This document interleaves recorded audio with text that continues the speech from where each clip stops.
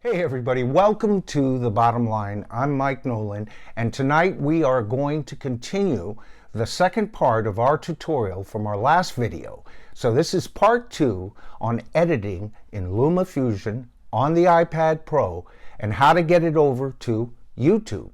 But just a reminder that if you get anything from tonight's video, please give us a thumbs up. And don't forget, we're in phase 3 at The Bottom Line. We're trying to get our first 100 subscribers, and I'm ecstatic to report we have 35 new subscribers. We're over a third of the way there, and I just want to give a big thank you. So if you do get value in this video and you give us a thumbs up, please consider subscribing. Just hit subscribe to the tribe and be sure to hit that top bell notification, and you'll be notified of all future videos. Now, let's get back to part 2 of editing in LumaFusion on the iPad Pro. In my case, the 12.9-inch iPad Pro. So let's begin with a review of part 1 of our tutorial. Okay, so right now we are in Photos, believe it or not, despite the look of that. And what we're going to do is we're going to hit play. Here's where we get to review where we were in part 1. Here's the basic clip. I made a couple of changes, but basically where we were. Here's all our layers, okay? And a couple of new layers that I added right after the tutorial. Now these layers were added just in the same fashion as we added the layers that we did in part 1. So here you can see there's a basic review of what we've got. We take a look at the layers we have here, check it out. There's where we added the bottom line.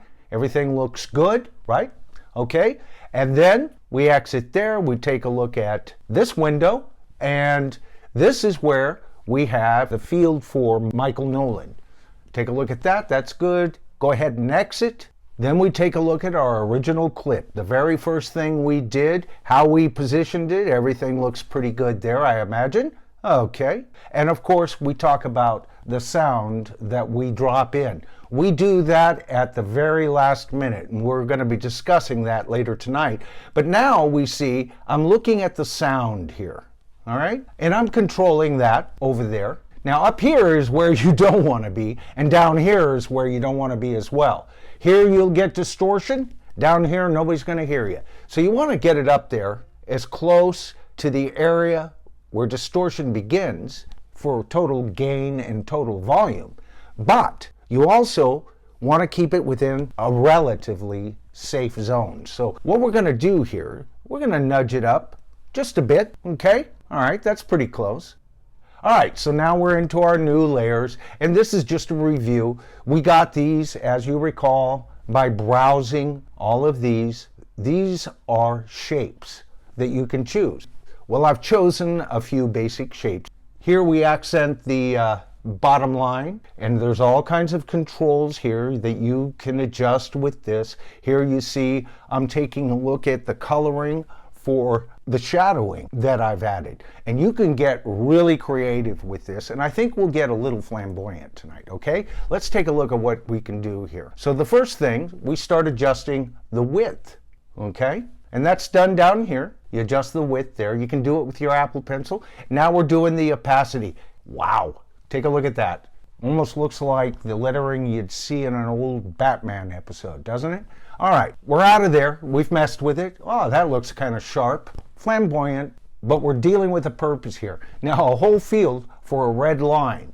Now, that thing, I could make it longer or as short as I want, but I made it long enough so that drag off screen, and I line it up real carefully here with the pencil, another shape I chose.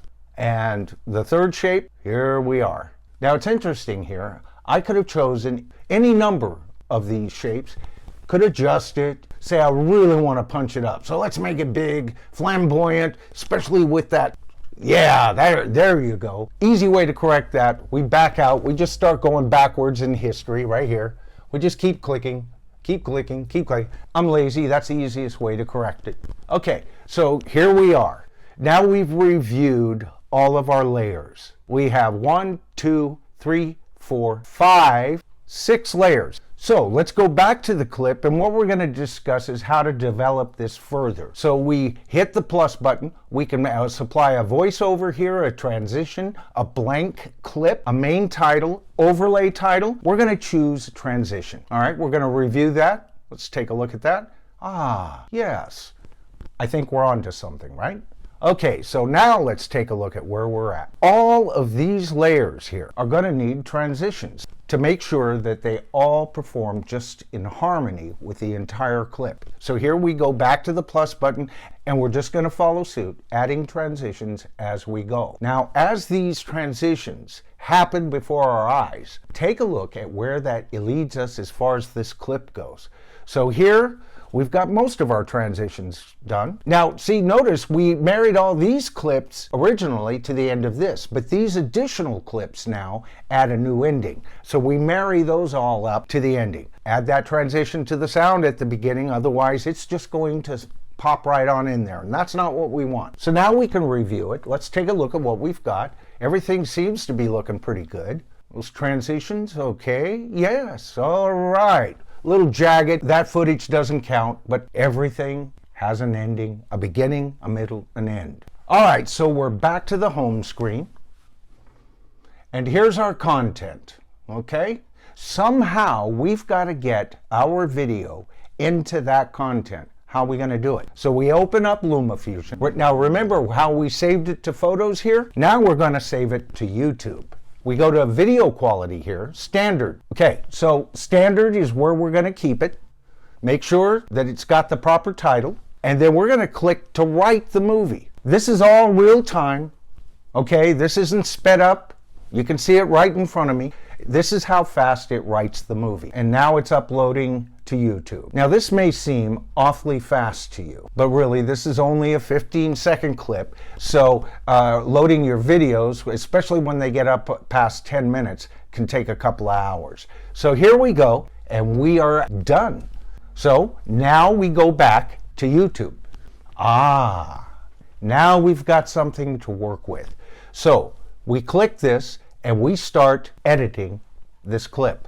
At first we hit and we add a title, and then we go to tags, and here we start adding our tags. So let's get creative with this one. How to freaking edit on LumaFusion, and we have a tag. And I would suggest you add as many tags as they allow. Can't hurt. We finished adding our tags, okay? Finland NL. So next we're in the description box, and we tell everybody what the video is about, what our channel is about, okay?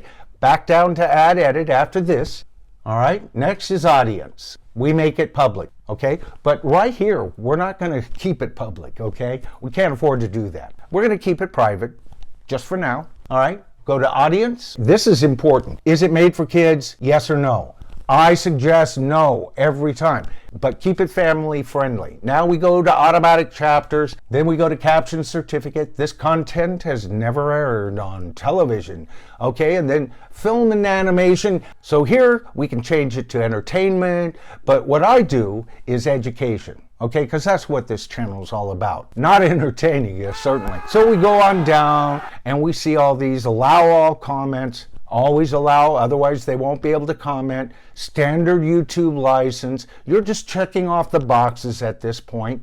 Okay, add to edit, recording date. Okay, we did that on November 18th, folks. Short sampling, allow sampling. At this point, I wouldn't realign any of these. New value on video language, not applicable at this point. And so here we are. Now it's time to update. They even have you check this box before you can update the videos because this is permanent, okay? So here you go, updated, and it's working. Now, while this is happening, it's safe to navigate away. Wait before making another bulk update. I didn't know a 15-second clip was a bulk update, but okay. You double click on that card while it's updating. And right now, we're going to take a look at adding a thumbnail. We've got a thumbnail already chosen. We get it from photos. Here, 1.6 megabytes 5 megabytes is your limit. Choose that, and that's going to show up as your thumbnail. And that's a nice thumbnail. That's one of the better ones we've done so far. We can't go to end screen. This is where we would normally